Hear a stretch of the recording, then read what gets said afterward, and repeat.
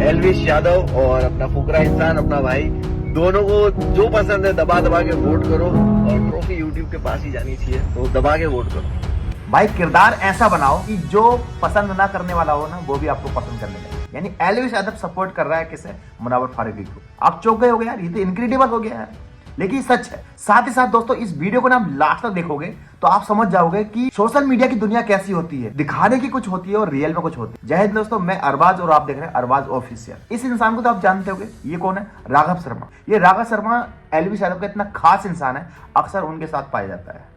अब कहानी में ट्विस्ट क्या है ये मैं आपको बताऊंगा, और पूरी कहानी को क्रोनोलॉजी को सब समझने की कोशिश करना। यानी ये एमडीएफ का जो है प्रोड्यूसर है।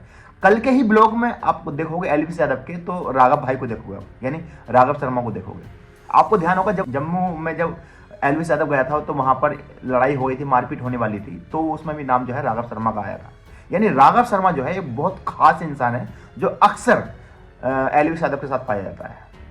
तो ये बंदा मैसेज करता है किसके लिए? मुनव्वर फारूकी के लिए स्टोरी डालता है, उस स्टोरी में तारीफ करता है, आप खुद देख सकते हो। जहां पर इन्होंने मेंशन किया, राघव शर्मा ने मेंशन किया कि मैं पर्सनली 2 साल से जानता हूं किसको?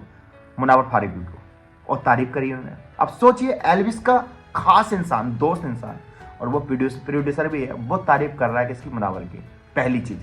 अब सवाल ये है कि ये बंदा तारीफ कर रहा है तो एलविश क्यों नहीं कर रहा है? भाई वहां भी आऊंगा, बट उससे पहले बताना चाहता हूं कि जब भी एलविश से मुनव्वर के बारे में पूछा गया होगा बहुत पहले, जैसे इसका एक दोस्त है जो आप देख सकते हो, ये करप्ट ट्यूबर है, करप्ट ट्यूबर के नाम से इसने अपने चैनल बना रखा है, तो इसी का दोस्त है ये। जब इससे पूछा गया कि भाई मुनव्वर के बारे में तुम्हारा क्या ओपिनियन है, तो क्या मुनव्वर तुम्हारा दोस्त है? तो इसने सायर के जम स्टाइल में बोला ये हमारा दोस्त है, हमें तो पता नहीं था। इस तरह की बात करी। लेकिन कल इससे जब पूछा गया कि ये बताओ कि बिग बॉस कौन जीत रहा है, तो पता इसने क्या रिप्लाई दिया? इसने ये कहा कि कोई भी जीते सब अपने भाई हैं। बिग बॉस विनर कौन लग रहा है भाई? ओह वाओ, मेन सवाल। सारे विनर हैं। अनुराग भाई थे, अनुराग भाई, पर वो नहीं रह पाए।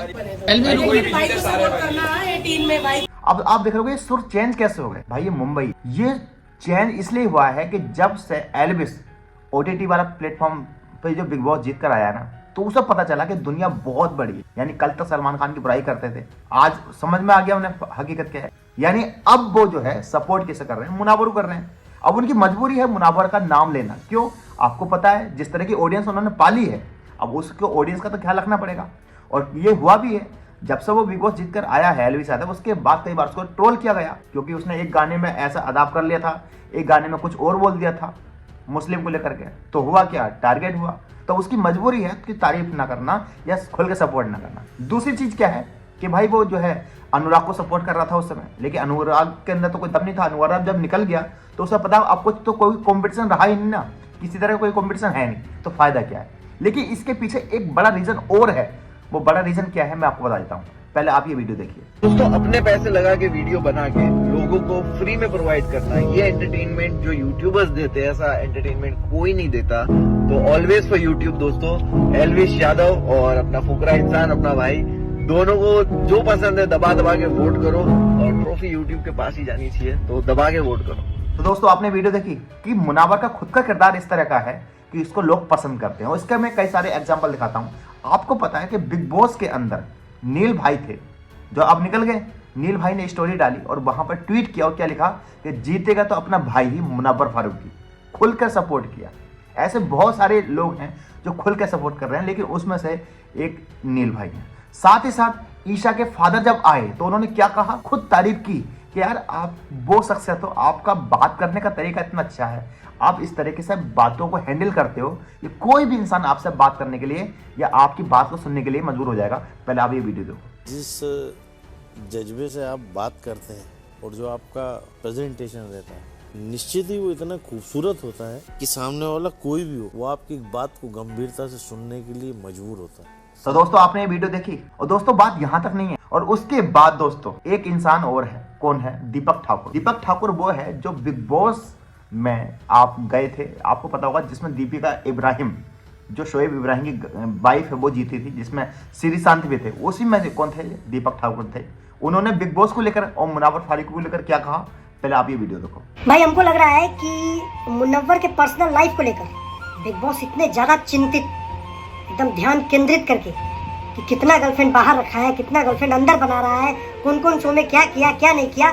इतना ज्यादा फोकस्ड थे बिग बॉस कि उनको ये दुख नहीं था कि शो में झूठ बोल रहा है या क्या कर रहा है, उनको ये दुख था कि गर्लफ्रेंड अकेले अकेले बना लिया। तो दोस्तों आपने वीडियो देखी, यानी हर एक इंसान इस समय जो सपोर्ट कर रहा है ना मुनावर को कर रहा है। देखो मैं वही चीज कहना चाह रहा हूँ कि I am not a puppet of anything, but मैं कहना चाह रहा हूँ कि एक इंसान भाई गेम के दम पे ना मैं उस इंसान का फैन हो गया। मैंने लगभग 80 दिन तक वीडियो नहीं बनाई। मैं वही कह रहा हूँ, दोबारा रिपीट कर रहा हूँ कि भाई मेरे पास अपना काम है, मेरे पास अपना काम है और वहां मैं काम करता हूँ, ब्लॉगिंग करता हूँ, 18 देश में घूम चुका हूँ। सवाल ये है कि मैं पहले दिन से वीडियो नहीं बना रहा और मैं नहीं चाहता था, लेकिन देखा जब उस इंसान में पर्सनल अटैक होने लगा ना तो मेरी मजबूरी बन गई कि उस टॉपिक पे वीडियो बनाना। लेकिन दोस्तों अब मैं जो कहने वाला था ना आपसे शुरू में कि क्या मैं आपको बताने वाला हूँ, मैं ये बताने वाला हूँ कि YouTube की यानी सोशल मीडिया की दुनिया है वो कितनी दिखावे वाली दुनिया है। ऐसे देख लो ना कि इस समय एल्विस और मुनावर के जो फैन है आपस में लड़ते रहते हैं, टारगेट होते रहते हैं, लेकिन रियलिटी क्या है? रियलिटी ये है कि ये दोनों हो सकता है किसी प्रोजेक्ट में साथ में काम करने। बॉलीवुड है ही ऐसा, वहां पर ऐसे ऐसे कोलैब हो जाते हैं जो आपने कभी जिंदगी में सोचा नहीं होगा। सारा खेल किस चीज का? टीआरपी का। इट्स ऑल अबाउट मनी का। आपको पता होगा एक वक्त था जब कैरी मिनाटी की लड़ाई हुई थी आमिर सिद्दीकी से, लड़ाई हुई थी, आपको ध्यान होगा। उसमें हिंदुस्तानी भाव ये सारे मिलकर जो है आमिर सिद्दीकी को गाली दे रहे थे, बहुत बदतमीजी से बात कर रहे थे। आपको पता रियलिटी क्या है? रियलिटी यह है कि जब मैं गया था तो उस समय हिंदुस्तानी भाव की माँ खत्म हो गई थी। तो जब मैं वहां गया था तो वहां पर पता है मैंने किसे किसे बैठे देखा? हिंदुस्तानी भाव और तुम्हारे की आमिर सिद्दीकी और वहां पर तुम्हारे की एजाज खान और मैं, हम सब चारों एक साथ बैठे थे और लोग देख के ना हमें सरप्राइज हो रहे थे और लोग हमसे कह भी रहे थे कि यार ये तो दोनों आपस में एक दूसरे को गाली देते रहते हैं। भाई यही सोशल मीडिया है, यही रियलिटी है, यही चीज है। ये चीज आपको समझनी पड़ेगी कि किस तरीके से आपको अपना सेंस लगाना है। आपको दो क्रिएटर के बीच में लड़ना नहीं है, आपको सिर्फ एंटरटेन होना है, आपको अपना दिमाग लगाना है। आप किसी को भी पसंद करो, कोई दिक्कत नहीं है, लेकिन किसी को पसंद करने का मतलब ये नहीं है कि आप सामने वाले से इंसान से किसी से हेट करो। यही चीज मैं समझाना चाह रहा हूं। बिग बॉस में हो सकता है कि आप किसी को पसंद करते हो, अभिषेक को पसंद करते हो, या मान लीजिए विक्की है या अंकिता जी हैं या ईशा है या मनारा है, आप किसी को भी पसंद करो, या आपका ओपिनियन है। लेकिन इसका मतलब ये जरूरी नहीं है कि किसी भी को पसंद करने का मतलब यह है कि आप दूसरे किसी इंसान को हेट करना। ये चीज आपको समझनी पड़ेगी। या इसका मतलब ये नहीं कि आप मुनावर को पसंद कर रहे हो तो आप किसी इंसान को हेट करो या आयशा को हेट करो या किसी भी इंसान को हो। I believe in Karma. अगर आपने गलत किया है तो आज नहीं तो कल नहीं तो परसों वो किसी ना किसी रूप में आपके सामने आएगा। और आपने अच्छा किया है, आपकी सोच अच्छी है, आपकी इंटेंशन अच्छी है, तो वो किसी ना किसी रूप में आपके पास वो अच्छा ही आएगा। और यही चीज हो रही है कि मुनावर को जिस तरीके से पर्सनली टारगेट किया गया ना, वो चीजें सामने आ रही हैं। अच्छा एक चीज बताओ, आयशा ने जिस तरह की चीजें करी, कोई एक भी वेरीफाइड सेलिब्रिटी अभी तक आया है उसके सपोर्ट में जिसने ये कहा हो कि भाई ये हो रहा है? भाई सोशल मीडिया का खेलना सब समझते हैं। उसके भाई ने तो ये कहा कि भाई आई एक्सेप्ट, मुनावर की मैं बात को एक्सेप्ट करता हूं। जब उसने मान लिया, सारी चीज मान ली, तो बात खत्म हो गई। यानी जो चीज उसके भाई को समझ में आ गई ना, उस लड़की को समझ में नहीं आ रही।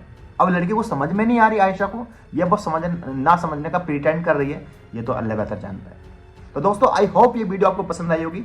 इस वीडियो को ज्यादा से ज्यादा शेयर करें। साथ में आप मेरे यूट्यूब चैनल और है अरबाज ब्लॉग, वहां भी शेयर कर सकते हो और उस चैनल को भी आप फॉलो कर सकते हो, सब्सक्राइब कर सकते हो। वहां पर मैं इंटरनेशनल टिप करता रहता हूं और वहां पे आप घूम सकते हो। बोलते बोलते ना लास्ट में जबान में लड़खड़ाने लगती है।